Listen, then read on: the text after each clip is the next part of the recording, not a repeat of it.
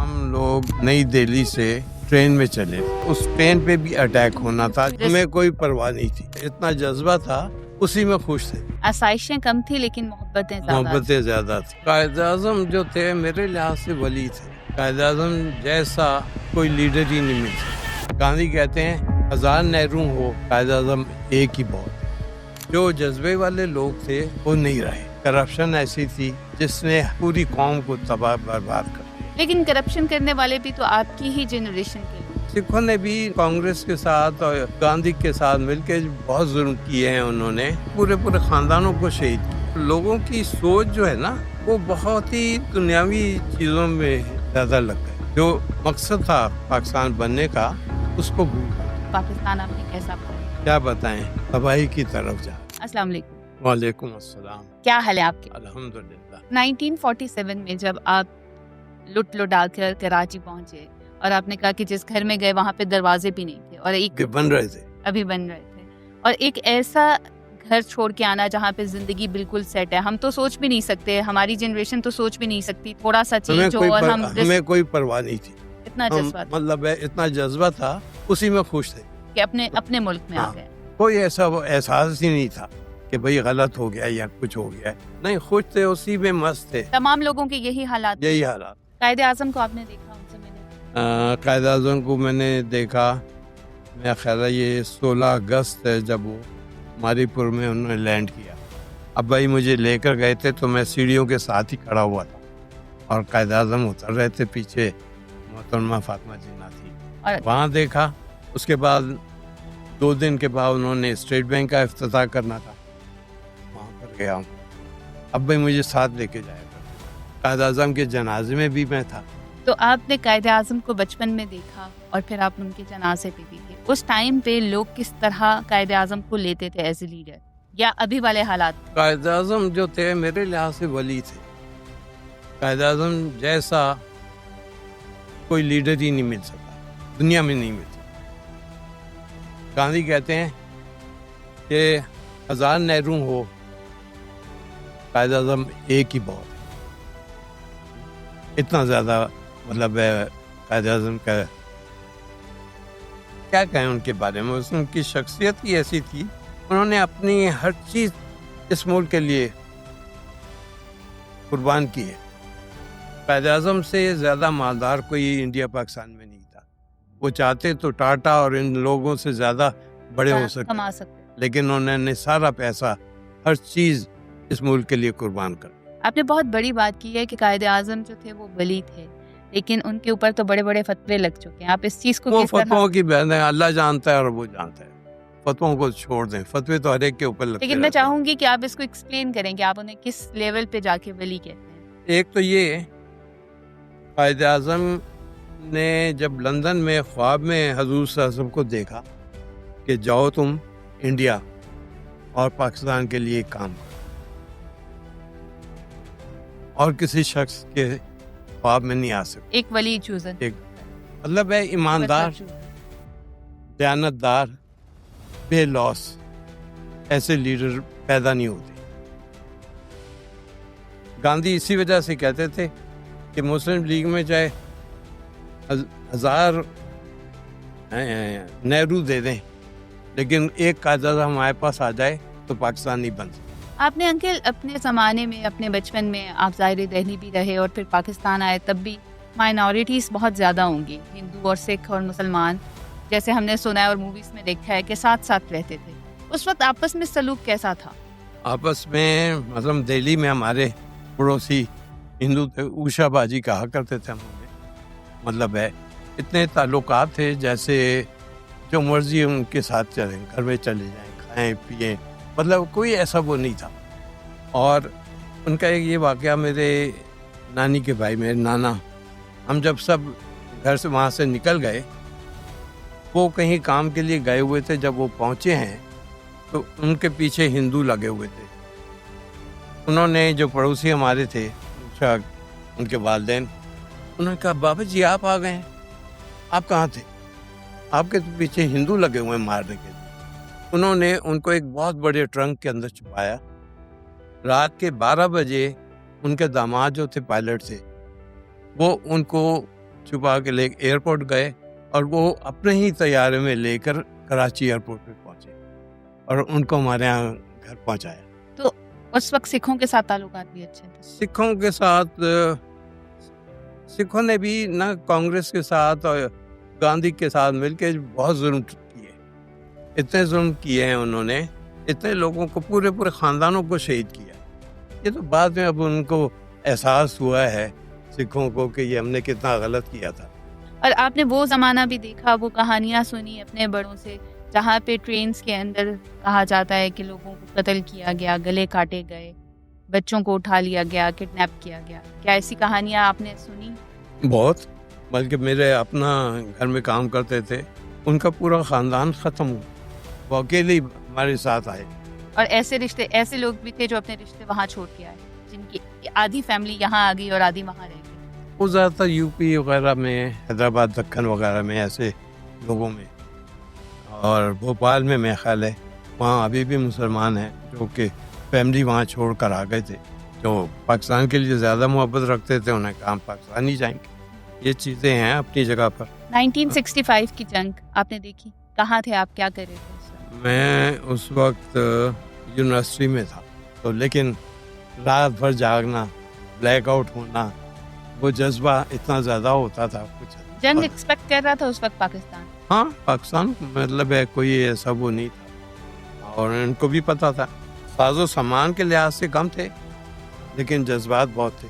اور 1971 کی جنگ؟ 71 میں تو یہ بڑا ایسا ثانیہ ہے, یہ اس کے اندر بہت عناصر شامل ہیں جو کہ جنہوں نے یہ بنگلہ دیش بنوایا, جو کہ الگ نہیں ہونا چاہتے تھے. مجیب کبھی نہیں چاہتا تھا کہ میں الگ ہوں, اس کو پاکستان سے بڑی محبت تھی.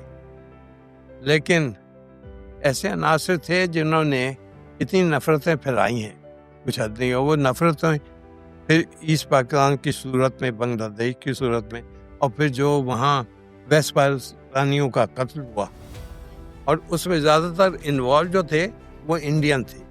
مفتی بانی کی شکل میں انڈین آرمی تھی, جو کہ یہ موجودہ وزیر اعظم جو ہے انڈیا کا, اس نے بھی قبول کیا ہے.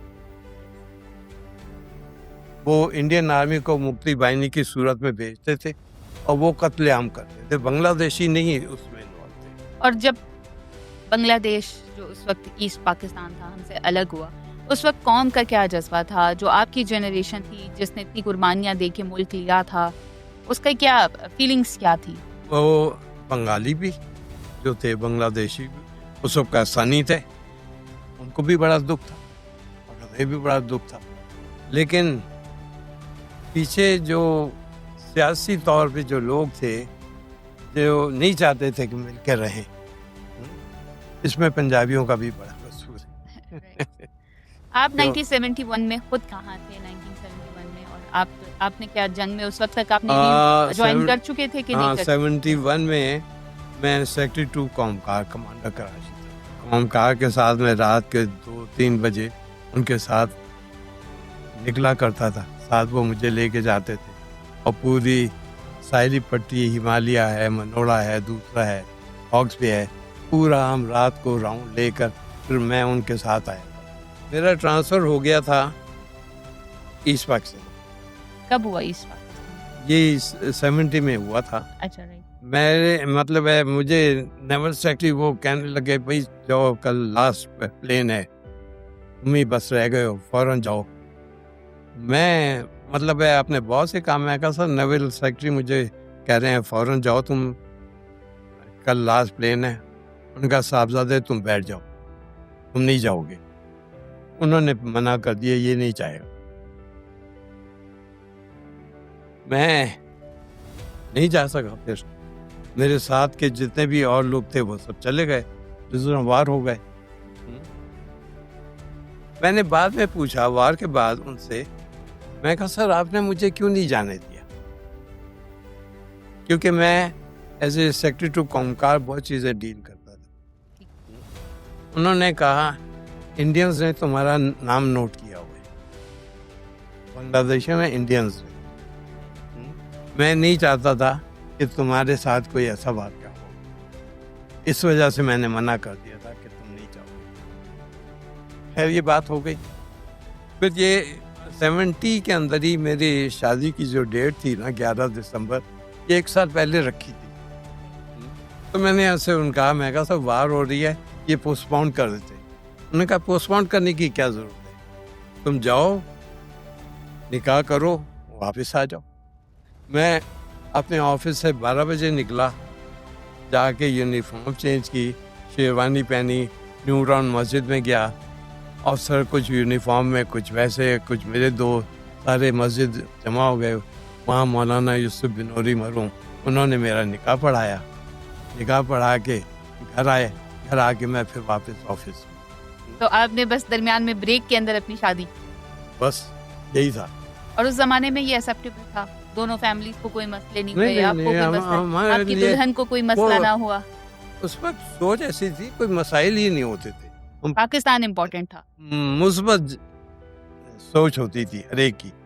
تو پھر یہ جو ایک تبدیلی آئی جس میں ہم نے یہ دیکھا ہے کہ لوگ خوشی خوشی آئے, جذبہ بہت تھا, اور آہستہ آہستہ وہ جذبہ کم ہوتا گیا. جو جذبے والے لوگ تھے وہ نہیں رہے. آگے کی جو اولادیں تھیں نا, سیاسی نظام ایسا تھا, کرپشن ایسی تھی جس نے پوری قوم کو تباہ برباد کر دیا. لیکن کرپشن کرنے والے بھی تو آپ کی ہی جنریشن کے لوگ تھے نا, وہی لوگ تھے جنہوں نے پاکستان بنایا تھا. آپ کیسے دیکھتے ہیں اس چیز کو؟ نہیں, کیا محرکات تھے جنہوں نے ان کو, ان میں سے بہت کم تھے, زیادہ تر ایماندار لوگ تھے جنہوں نے اپنی جانیں دی تھیں, اپنا قربانیاں دی ہوئی تھیں. بعد میں ایسا سیاسی نظام کچھ ایسا ہوا ہوتے ہوتے, اور یہ چینجز ایسی آئی ہیں کہ لوگ جو ہیں حلال رزق کے ہٹ گئے. انہیں پتہ ہی نہیں تھا کس طرح سے محنت کرتے ہیں, کیسے محنت کرتے ہیں, کس طرح سے بڑھتے ہیں. وہ سمجھتے ہیں ایزی منی, اب لوگ ایزی منی کے پیچھے زیادہ ہیں, اس کے پیچھے جا رہے ہیں بس. تو اس وقت جو جذبہ تھا, میں چاہتی ہوں وہ تھوڑا سا آپ بتائیں کہ وہ کس قسم کا جذبہ تھا لوگوں کے اندر. اس وقت جذبہ ایسے تھا کہ ایک دوسرے کی مدد کرنا, ایک دوسرے کا خیال رکھنا. ہم پورے نیبرہڈ میں, ہمارے میرٹھ سے تھے وہ Farhat Ali Khan, ministry of foreign affairs میں تھے. ان کی اماں اور ان کی دادی وغیرہ سب ساتھ ہیں. شام کو وہ ہم سب بچوں کو لے کے بیٹھ کے ایک ایک چیز بتایا کرتی تھی انڈیا کے بارے میں. یعنی وہ بچوں کی تربیت کرتی تھی, روحانی طور پہ بھی اور جذباتی طور پہ بھی. اس طرح سے ہم پلے بڑھے. مطلب پڑوس ایسا تھا جیسے کہ جتنے بھی پڑوسی تھے جیسے ایک خاندان ہوتا ہے. وہ چیز اب نہیں ہے. آسائشیں کم تھی لیکن محبتیں زیادہ تھیں. آپ کو لگتا ہے کہ یہ اتحاد جو تھا, جو اتنا زیادہ تھا, وہ آہستہ آہستہ کم کیوں ہوا؟ لیڈرشپ نہیں تھی یا لوگ خود خراب ہو گئے؟ لیڈرشپ نہیں تھی, اور لوگوں کی سوچ جو ہے نا وہ بہت ہی دنیاوی چیزوں میں زیادہ لگ گئے. جو مقصد تھا پاکستان بننے کا اس کو بھول بیٹھے. آپ کے خیال میں کیا مقصد تھا؟ مقصد جو تھا وہی ایک اسلامی جمہوریہ بنانے کا, جس کے اندر سب برابر کے رہیں اور ایک دوسرے کے لیے قربانیاں دیں اور اس ملک کے لیے کام کریں. وہ سارے جذبے ختم ہو گئے. اب پیسہ ہے بس لوٹو اور اس ملک کو لوٹ کے باہر چلے جاؤ. آپ کی پہلی تنخواہ کتنی؟ اس وقت وہ لیفٹیننٹ کی بھی خیالت 380 روپے تھی. لیکن اس وقت کیا اپنے آپ کو امیر کنسیڈر کرتے تھے, غریب کنسیڈر کرتے تھے؟ 380 بھی وہ ایسی تھی, مطلب ہے ہم سوچ نہیں سکتے. اور جب آپ ریٹائر ہوئے تو آپ کی کتنی تنخواہ؟ ریٹائر ہوا تھا میری لاسٹ جو تھی میں خیال 40,000 تھی. تو آپ کو لگتا ہے 380 کا زمانہ زیادہ اچھا تھا یا 40 تھا؟ کوئی فرق نہیں پڑتا. ہم اپنی اسی چادر کے اندر رہ کے سارا کچھ مینیج کرتے تھے. آپ کی جنریشن اور ہماری جنریشن میں بہت فرق آ گیا. تھنکنگ کا, ایمان کا, تھنکنگ کا, دین سے دوری, دنیا کی محبت, حب محبت ہے دنیا کی, دوسروں کی قدر نہیں کرنا, اخلاق کی گراوٹ, یہ ساری چیزیں ہیں جس کی وجہ سے یہ سب دیکھنا پڑ رہا ہے. اور ہماری قوم کو کیوں دیکھنا پڑ رہا ہے؟ قوم کو بھی اسی لیے کیونکہ انڈیویجولی ہم نہیں, کوئی سوچتا ہی نہیں ہے. کسی سے بات کریں تو وہ سننے کو تیار نہیں ہے. ایک کی سوچ اتنی وہ ہو گئی ہے. اور پھر پر لیڈرشپ، سیاسی لیڈرشپ ایسی سب یہ بیچ کے پرتگال میں اپنے پراپرٹیاں بنا لیں، وہی ہے پیسے یہاں سے بنا کے چلے جاتے. جو خواب آپ نے دیکھا تھا پاکستان کا جب آپ 7 سال کے تھے اور آپ ایک نئے ملک کی کشش میں جب پاکستان آئے، اور جو اس وقت جذبہ تھا، اور اس وقت جیسے بچپن میں انسان اپنے فیوچر امیجن کرتا ہے، آپ نے جس طرح پاکستان کو امیجن کیا تھا وہ کیسا تھا، اور آج کا پاکستان آپ نے کیسا پایا؟ کیا بتائیں، تباہی کی طرف جا رہے. وہ جو اس وقت تھا، اتنی قدر و منزلت تھی پاکستان کی، لوگوں کی، اس پاسپورٹ کی، باہر بھی، وہ سب کی سب ختم ہو گئی. وہ وجہ یہی ہے، لیڈرشپ نہ ہو. لیڈر ہی بناتا ہے، اور لیڈر ایک ہی پیدا ہوتا ہے. ہمارا لیڈر بھی پیدا ہوا ہے، لیکن اب وہ جب نکلے گا تو پھر دیکھیں. انکل، آج کی جو نسل ہے اسے آپ کیا پیغام دینا چاہیں گے؟ آج کی نسل کو یہ کہ پہلے تو ماں باپ کو چاہیے کہ اپنے بچوں کو دیکھیں، ان کی تربیت کریں، کیونکہ ماں باپ بھی اتنے بزی ہیں، ان کو پتہ ہی نہیں ہے کہ اولاد کیا کر رہی ہے، بچے کہاں جا رہے ہیں، کدھر جا رہے ہیں، کسی کو کوئی پرواہ نہیں. اور ان کی اخلاقی، خود ماں باپ کا بھی اخلاق ایسا ہے تو وہ بچے دیکھ کے وہ اسی کو اڈاپٹ کرتے ہیں.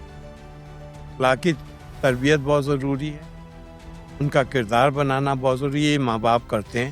اور اسکول کے اندر ٹیچر ہمارے تو وہ ان کرداروں کے اوپر بنانے کے اوپر اتنا کام کرتے تھے کچھ نہیں. لیکن آج کل کے تو وہ بس کلاس میں جاؤ، پڑھاؤ اور چل جاؤ، کوئی اخلاقی بات نہیں کریں گے، کچھ نہیں کر گے، خود بھی وہ اخلاق سے دور ہیں.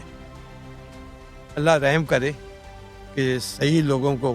اور میری بڑی خواہش تھی کہ میں کوئی کالج، یونیورسٹی، میں نے پورا پلان بھی بنایا تھا جہاں بچوں کو اخلاقی طور پہ بھی، عملی طور پہ بھی، دینی طور پہ بھی اتنا بڑے تعلیم دی جائے کہ وہ دنیا کے اندر اس چیز کو پھیلائے. لیکن وہ خواب میرا پورا نہیں ہو سکتا. تھینک یو سو مچ، آپ کا بہت شکریہ، آپ نے ہمیں ٹائم دیا.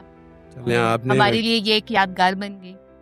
چلیں انشاءاللہ اللہ تعالیٰ اس ملک کو اور مسلمانوں کو قائم و دائم رکھے اور سب کو سیدھے راستے پہ چلائے. آمین.